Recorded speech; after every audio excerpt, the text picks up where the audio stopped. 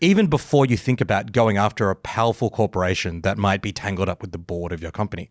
Think about advertising, right? Yep. So the newspaper model at Nine, basically they make the money two ways. They make the money from subscriptions, people paying to read the news, and from advertising, right? Advertising is still a big chunk of how newspapers are funded. Harvey Norman. Exactly. It's basically a Harvey Norman catalog with some uses. If you are wanting to write a story about someone who is advertising in the paper, Jerry Harvey. I mean, I don't have a specific example of that. But, hypothetically. I'll be even more specific, right? Yeah. So my last job was the culture editor of The Age and the Sydney Morning Herald. So I was responsible for everything from literature to TV to film to theatre, Maths. music, all that stuff. Maths is a perfect example, right?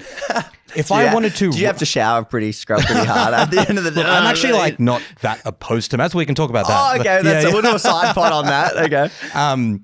But like a lot of the advertisers for those papers, particularly in the culture pages, are theatre companies, they're music companies, they're film distributors. Yeah. They're the kinds of companies that we would regularly be writing about, reviewing, talking about. And I will tell you, like I'm telling you this directly because I had these conversations. I was brought into these rooms that the views of advertisers are 100% relevant when it comes to the kind of editorial content you can write about at corporate media. So we can role play this. We're in the little boardroom here, and you bring in, you go, hey, there's these allegations of this theatre company mistreating its actors and underpaying them, blah blah blah.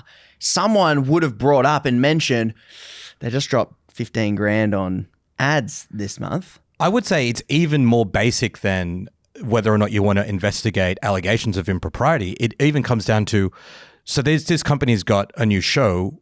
Should we give it 3 stars? Should we give it 4 stars? Should we give it 5 stars? Things at that level. Just as trivial as that. Can get escalated. We can't even trust the reviewers anymore. Yeah, and look, it's not, I want to be clear, the reviewers themselves, I think it's not their fault, but when it gets to the editorial level, even above me, right? Like I would commission stories. You're like 3-star guy above you?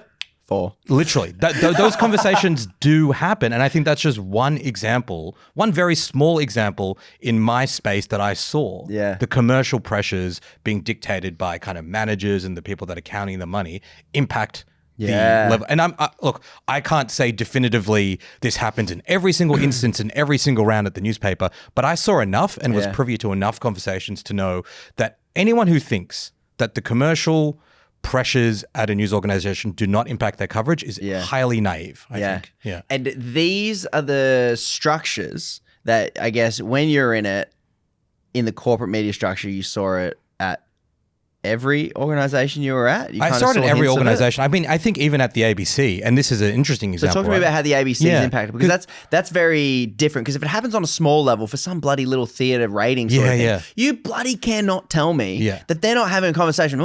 And obviously, this is all hypothetical. A man who owned some large retailing thing, who was a big advertiser for newspaper, I won't mention his name, might rhyme with Harry Jarvie. Let's say he did something sus, and you like they might want to go, hey, there's a lot of evidence, we should probably run this. They go, he's a number one advertiser. Like maybe we should just rethink this.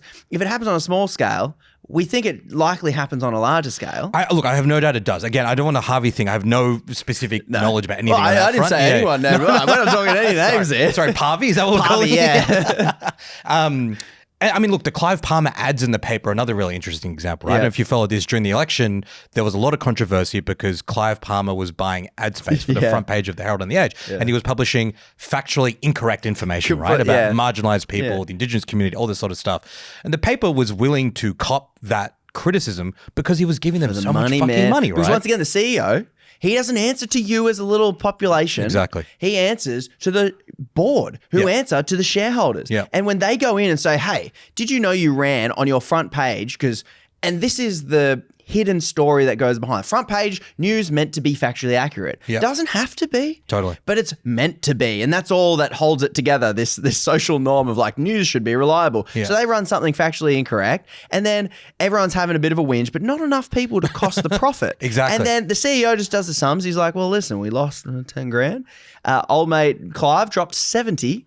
We're up. Board of director goes, good move. Well done. Thanks for taking the ad. Excellent. On your way. The CEO only cops it if they go, listen, you lost us 100K in rev. He only paid 70. You're on notice now. I honestly couldn't have put it better myself. Right. I think one of the reasons why one that is totally accurate. I also think it's really short-sighted and stupid decision-making from these companies because CEOs, boards work in like financial year cycles, right? They're thinking about what they can deliver at the next quarter, essentially, right? Not even yearly, like the quarterly results. 3 months, yeah. But they don't think about like, okay, cool, you've lost $10,000 because maybe like 50 or 100 subscribers have quit, but we made this money. Those subscribers were with you for 30 years. They might be with you for another 20 years. The kind of social and like long-term damage you're doing to the reputation of your papers is a cost that's harder to quantify in the short term, but I do think they have an impact. And I think about people our age, right, or even younger, how many people under the age of like 40, 35, 30 think about papers like The Age and the Herald as being places where they trust or they see their values reflected? They don't. I don't know. I personally don't know any. Yeah. Literally, if the news that people will look at and trust, they will mention the Daily Oz, cheap media. Yep. Me, don't mention me. I'm not a journalist, but they'll mention me. Don't do it. Yeah. But yeah. Yeah, because when they look at the front page and they see Clive Palmer saying Indigenous people don't deserve rights or the trans community is not real, they're like, why the fuck would I give this money? Trump culture war rubbish. Yeah. And they see just important news coverage not being covered. Yep. We've got the regulation that makes it so onerous to criticize power, some of the worst in the world. So that raises the bar. We've got a corporate monopoly that's monopolized it. We got, like you said, 3 powerful vested interests. That is not a free market. We do not have a diversity of voices vying and jostling for position. And it's no wonder that people have gone to YouTube where it is a free market of little voices giving different opinions, but we just don't have the free market in investigative journalism where we have one guy like me who bloody hates these corporate monopoly bludgers, leeching society, having a crack at them. And then we got some other, right-wing corporate lover doing some investigation on something else. That's great. As long as it's good research and data, I'm all for it. So that ecosystem has then been monopolized by, guess who? The most powerful interests in Australia, mining. Kerry Stokes owns mines. Why do you think Channel 7 doesn't criticize mines? And it's like they centralized it, monopolized it, and then cut the balls off all the friends that you worked with because of the legal teams, the ad rev. And they don't have to point at, Kerry Stokes sent a memo that we don't talk about the fact that he got a sweetheart deal from the WA Premier because of his gas. Yeah, it's more insidious than that. It's just profit motive. Yeah, well, I'm really glad you brought up the kind of monopoly that operates within media, or the duopoly in Australia, addicted to duopolies, because it's not an accident, right? We used to have laws in Australia to prevent this. Like, the way markets always have a tendency towards concentration, and that's just how it works. Yes.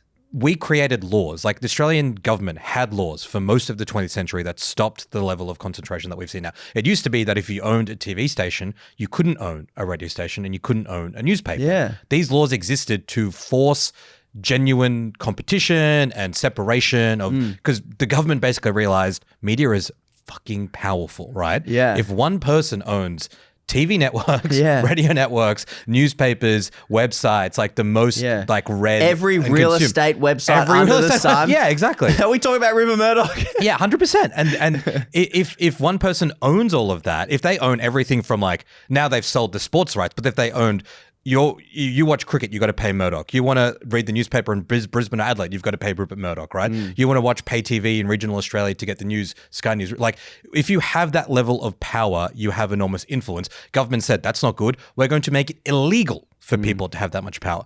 Those laws have been watered down, I think, due to lobbying by big media companies who wanted to get rid of those laws. And so now you have Channel 9. The Murdoch thing, I think, is well known, but you've got Channel 9 that owns the radio stations, 3AW, 2GB, they own the newspapers, they own Stan, they own Channel 9. Like, that's not good for a healthy democracy. It's not good from a basic free even if you believe in the market, it's not good from a competition perspective. Yeah. That's exactly right. And it's no wonder that you have, let's look at the example of Labor government writes laws for gambling. Everyone agrees with it. They bloody wrote it themselves. Albo, it's your idea. You don't have to be like, the Greens came up with it. I have to pretend like we're enemies because the Liberal Party told us that we're enemies, so now we're enemies. You wrote the law. Yeah. Everyone agrees with it. You will lose 0 votes for banning gambling advertisement for kids. It's a slam dunk. Has he done it? No. Why? Back to exactly what we said. Well, Rupert Murdoch and Channel 9 and the vestiges of sports, they all make money. This new media ecosystem makes money from Gambling. Yeah. A lot of it. Yeah. And so that vested lobbying interest, you can watch the money. There's a graph that shows the gambling lobby money go in, and the government didn't pass it. Now, coincidence or conspiracy? You tell me. But that is the power firsthand. So good luck trying to get the government to do something more controversial, like chipping away at negative gearing and some of these tax loopholes that cost us a lot of money that make housing expensive. Oh, good luck, because they will lose votes over that for sure. A lot of people own houses. But you're not going to lose any votes on this, and they're not going to... I mean, it's a great example, right? Because it's like, why would the government not do something which, as you say, is so popular? Because they are enthralled to the most powerful. And there's another example of this. This is slightly like less known, but I think it's as important. It's to do with Australian TV and film, right? Okay. Australian TV and film are like on their deathbeds, right? Yeah. Like TV production, particularly around scripted drama and comedy in Australia, is at a record low. Yeah, it's like the only client is the ABC. Yeah, basically. And even they're doing less than ever. There's been this long-running campaign from creatives to have what are called streaming quotas, right? So to force a certain proportion of money Netflix and Amazon make in Australia to create Australian content. Yeah. Do you know who the number one lobbyists against that are? It's not Netflix and Disney. This is the interesting thing. It's actually Australian TV companies like News Corp and Channel 9, because their fear is if Netflix is forced to spend 10% of its expenditure, its revenue on Australian TV, they get blown out of the water. It'll compete with them. Exactly. Their point of difference, which is making Australian drama, will get completely like relegated. I haven't seen a good drama on those channels. No, well, exactly, yes. So they don't even make them. The lobbyists for these companies have been spending a lot of time going to Canberra to tell Anthony Albanese to not introduce these quotas because of the fear of the damage it'll do to their company. So it's another example, right, of how the concentration of media is impacting everything. Like, and the weird thing is about us that we've identified this monopoly, which is a problem. We've identified the financial structures, which is a problem. But the funniest thing is I remember watching Bill Shorten, who I've met, seems like a nice bloke. Yeah. The reason why they backpedaled on the gambling thing, the reason I remember him giving on Q&A was we worry about what happens if this current media structure loses too much money. Yeah, right. Hey, Bill, Rupert Murdoch doesn't fund these channels for profit. He funds it to tell you what to do when it works every single time. Yeah. But when they stand up and go, oh no, for how many years, I think my entire life, for how many years have I heard the sob story, oh, we just can't compete with Facebook. They're taking all the ad revenue. Oh, poor us. We can't make a profit. Journalism's dying. No, they're dying. Yep. And they are drowning. They are stepping on their journalists to keep their head afloat. Yeah. Right? And they say, oh, well, if journalism dies, it's because of these people, and we have to allow gambling, otherwise journalists die. When the solution's pretty, like in my book, pretty bloody simple. You tax the shit out of the things ruining our society, Facebook, Google. Don't make the media bargaining code, which was, hey, let's force Facebook to not pay tax and instead give some blood money to Murdoch. I'm so glad you brought up the media bargaining code. This is like my little bugbear. It's a little bit nerdy and weird. It is nerdy. I think it's worth getting into, it's right? Nerdy. So I mean, you're right. Like corporate media, the structures that they used to make money through advertising dried up a bit. So they have a boohoo and they go to the government. Having a cry. They go to the government. We're losing money. They say, please fix this. And the government creates this bizarre complex scheme that basically forces Facebook and YouTube to sit down with media companies and negotiate. Of course, this only benefits the big media companies because they're the only ones with the actual leverage to negotiate. And initially, the ABC wasn't even cut in on this deal. No. So it's basically just a shakedown. It's basically just the government saying, we're going to take a little bit of money from these companies, Facebook, Google, YouTube, and we're going to give it to the biggest media companies in Australia. So those companies, they're happy. And let's be real. It's Murdoch, Kerry Stokes, and the Gordon family. That's right. Saying Facebook's hurting our profit. This is our turf. Yep. It's like think of what's like the drug wars that happen with suburbs. Different cartels and whatever. The Facebook cartels are strolled into the little backwater suburb called Australia, and Murdoch's sitting there being like, you don't come push your propaganda on my corner. This is my propaganda corner. You know? And then he goes to the big dog, Albo, and says, listen, you want a problem here? I mean, I control you. You got to sort him out, make him pay. It's an irony because these are the same companies and the same individuals that hate government intervention in any other aspect of the market, so right? Good. They hate it when you talk about, Coles and Woolies or the gas lobby or whatever. But when it comes to their patch of turf, they're happy for the government to wave its stick. Boo-hoo. Yeah. Go and slap them, which I think the simple solution is you tax them We all get the tax money. Then we get to decide where it goes. And then we can take that money, all of it, and put it straight into the most important thing we need, which is independent journalism. You could give grants. Absolutely. To you and me and start up journalism so that I could employ someone who is a journalist to do original investigative journalism.